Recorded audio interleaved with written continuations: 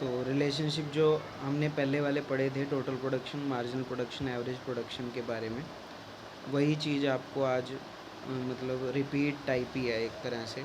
बस तीनों को ना एक साथ ही पढ़ाना आज, जो आपने पहले पढ़ा हुआ है उसको एक साथ पढ़ाना है। मेरी आवाज़ आ रही है सबको? एक बार यस करके बता दो। Yes sir. ठीक है। जिन्होंने पहले क्लास नहीं लगवाई, किसी भी चांस से एक आधा बच्चा जो है वो वीडियो देख लेना, और वीडियो में सब कुछ मैंने समझाया हुआ है।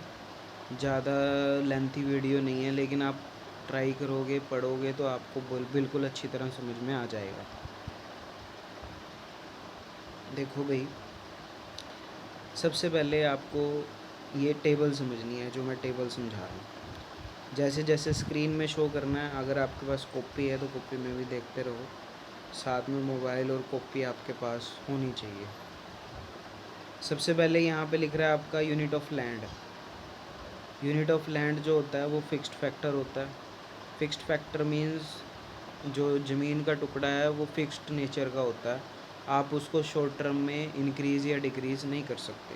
तो इसीलिए इन्होंने इसको 1 1 1 1 1 लिखा हुआ है, बिल्कुल सेम है, मतलब एक एक एक एक लिखा हुआ है। उसके बाद है लेबर।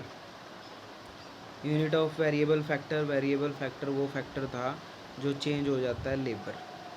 लेबर देखो पहले 0 है, फिर बढ़ती जा रही है, 1 2 3 4 5 6 7 8, 8 तक बढ़ गई। इसको कहते हैं वेरिएबल फैक्टर।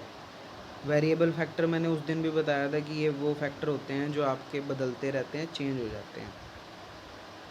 अब इन्होंने सबसे पहले मार्जिनल प्रोडक्शन लिखा हुआ। आपने ये मार्जिनल प्रोडक्शन तो बाद में निकलेगी, पहले आपकी टोटल प्रोडक्शन निकलेगी। टोटल प्रोडक्शन बताया था कि लेबर और लैंड को लगा के जो आपके पास टोटल प्रोडक्शन आती है, जो हम कुल उत्पादन करते हैं, उसी को टोटल प्रोडक्शन कहते हैं।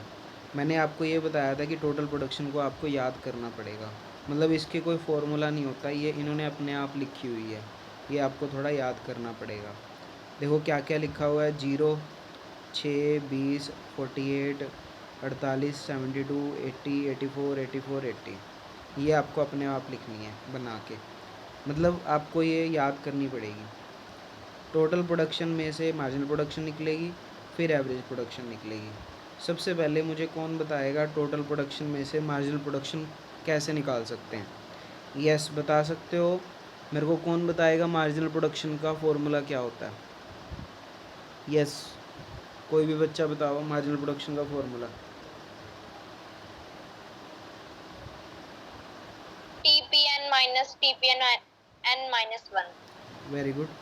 फॉर्मूला क्या होता है? TPN मतलब ये नंबर है, मान लो इसका तो निकलेगा नहीं पहले वाले का, दूसरे वाले नंबर को उससे पीछे वाला नंबर माइनस करना है।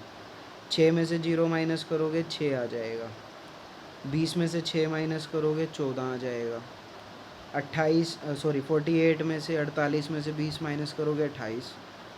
मतलब एक जो नंबर है उससे ऊपर वाला नंबर आपको माइनस करना है और आंसर लिखना है। 80 में से 72 माइनस करेंगे 8 आएगा, 84 में से 80 माइनस करेंगे 4, 84 में से 84 माइनस करेंगे 0, 80 में से 84 माइनस करेंगे -4। तो ये आपका मार्जिनल प्रोडक्शन आ गया। मार्जिनल प्रोडक्शन हमेशा टोटल प्रोडक्ट से ही निकलता है। आपके पास अगर टोटल प्रोडक्ट ना हो तो आप कभी भी मार्जिनल प्रोडक्ट नहीं निकाल पाओगे।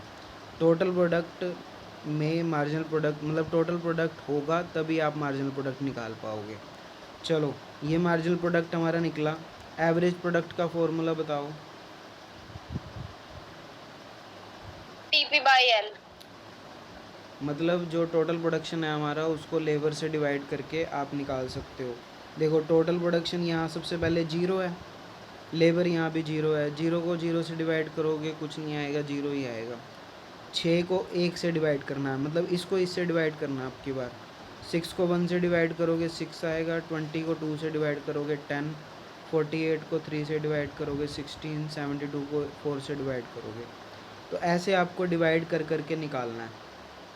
मतलब आपको ये टेबल कंप्लीट बिल्कुल इजी है बनानी, लेकिन एक चीज़ आपको याद करनी पड़ेगी, ये टोटल प्रोडक्शन याद करना पड़ेगा। टोटल प्रोडक्शन अगर आपको याद हो गया तो उसी से मार्जिनल प्रोडक्शन निकलेगा और उसी से एवरेज प्रोडक्शन निकल के सामने आएगा आपके पास। तो ये टेबल अगर आपने ये क्वेश्चन करना है और इसको ना स्टार लगा के क्वेश्चन को मोस्ट इम्पोर्टेंट लगा लो। पेपर में कोई भी ऐसी गिनती नहीं है इसकी कि ये कितनी बार पेपर में आया हुआ है, ज़्यादा नहीं है। 6 नंबर का क्वेश्चन आता है ये, मतलब ज़्यादा टफ नहीं है, 6 नंबर का क्वेश्चन आता है, ये कहने का मतलब है मेरा। इस टेबल में से आपको ये डायग्राम क्रिएट करना है। पहले टेबल बनानी है फिर डायग्राम बनाना है। सबसे पहले डायग्राम और टेबल को ध्यान से बनाना है आपको। डायग्राम बनाने के लिए डायग्राम समझो आपके सामने है, ये एक्स एक्सिस है, इसमें वेरिएबल फैक्टर दे रखे हैं 1 2 3 4 5 6 7 8। हमने 8 तक लेबर को मानना था, वही लिखा हुआ है इसमें। इधर भी 1 2 3 4 5 6 7 8 लेबर। इधर एवरेज प्रोडक्शन मार्जिनल प्रोडक्शन है और इसमें टोटल प्रोडक्शन है। ये सारे पॉइंट 0 10 20 30 40 50, 0 10 20 30 40 50 80 90 तक, ये आपको टेबल में से देख देख के डॉट्स लगानी है। जैसे ग्राफ क्रिएट करते थे वैसे आपको इसको क्रिएट करना है ग्राफ में। ग्राफ बनाने के बाद ये ट्राई करना पड़ेगा, आपको बनाना पड़ेगा। ग्राफ बनाने के बाद अब ये जो ग्राफ बन जाएगा तो आपका रिलेशनशिप लिखना है। रिलेशनशिप क्या है, मतलब इन तीनों कर्व्स में आपस में क्या रिलेशन है, इन तीनों कर्व्स में आपस में क्या संबंध है वो बताना है। यही इसके 3 पॉइंट याद करने हैं आपको। सबसे पहला पॉइंट आपकी बुक में है, आपकी कॉपी में अगर आपने नहीं लिखा हुआ है, मेरे हिसाब से तो मैंने लिखवाया होगा, अगर नहीं लिखवाया है तो मुझे आप बता देना। अच्छा मेरे को एक बार अभी बता दो कि आपके पास अगर कॉपी है तो क्या मैंने ये पॉइंट लिखवा रखे हैं, so long as MPs increases TPs increases at increases rate.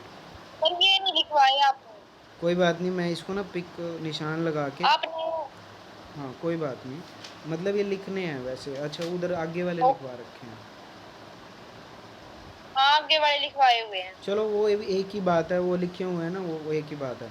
समझ ये लो वही चीज़ लिखी हुई है। समझना क्या है, देखो पहला पॉइंट है आपका,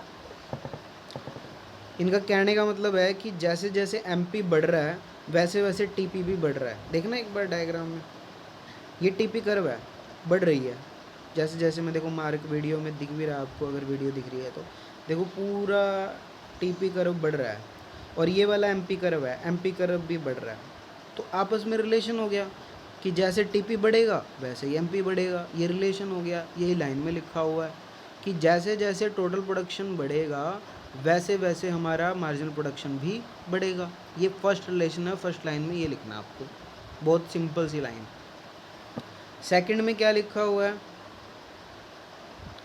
when MP start diminishing TP increases only at a diminishing rate. देखो MP गिरना स्टार्ट हो गया, E पॉइंट है आपके सामने MP कर्व का, ये नीचे आना स्टार्ट हो रहा है। देखो मैं नीचे की तरफ, देखो दिख रहा है आपको, ये नीचे आना स्टार्ट हो गया। जैसे जैसे ये नीचे आना स्टार्ट हो गया हमारी जो टोटल प्रोडक्शन है वो स्टेबल हो गई। स्टेबल का मतलब रुक गई और टोटल प्रोडक्शन भी नीचे गिरना स्टार्ट हो गया। मतलब आपको ना ये ग्राफ एक्सप्लेन करना है। दोबारा बता रहा हूँ, पहले पॉइंट में क्या था कि टोटल प्रोडक्शन हमारा बढ़ना स्टार्ट हो गया, बढ़ता जा रहा है।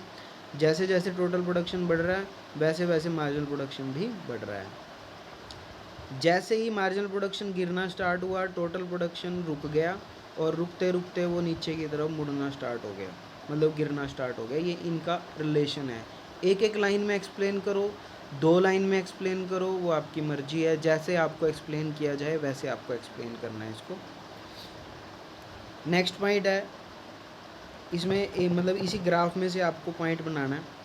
क्या पॉइंट बनाना है कि मार्जिनल प्रोडक्शन यहाँ देखो 0 हो रहा है और माइनस में चला गया मार्जिनल प्रोडक्शन, तो टोटल प्रोडक्शन गिरना स्टार्ट हो गया। ये वाला ग्राफ है ऊपर, मार्जिनल प्रोडक्शन 0 से नीचे, टोटल प्रोडक्शन भी गिरना स्टार्ट। ये थर्ड पॉइंट है। 3 पॉइंट मैंने आपको बताए हैं, 3 पॉइंट ही आपको लिखने हैं। दोबारा से रिपीट कर रहा हूँ, टोटल प्रोडक्शन बढ़ रहा है, मार्जिनल प्रोडक्शन भी बढ़ रहा है। मार्जिनल प्रोडक्शन गिरना स्टार्ट हुआ, टोटल प्रोडक्शन स्टेबल हो गया, रुक गया। जैसे ही मार्जिनल प्रोडक्शन 0 हो गया या माइनस में चला गया तो टोटल प्रोडक्शन गिरना स्टार्ट हो गया। ये 3 पॉइंट आपको लिखने हैं। 3 पॉइंट को अगर आपने लिख दिया, ये ग्राफ बना दिया, ये टेबल बना दी, आपके 6 नंबर पक्के हैं। मतलब 6 नंबर आपको इसमें से मिलने के चांसेस हैं। आपको ये ग्राफ बनाना है, क्वेश्चन ध्यान से करना है, बिल्कुल सिंपल है। ये वीडियो मतलब वीडियो रिकॉर्ड हो रही है, यूट्यूब पे जाएगी, तो आपको ये दोबारा भी देख लेनी है।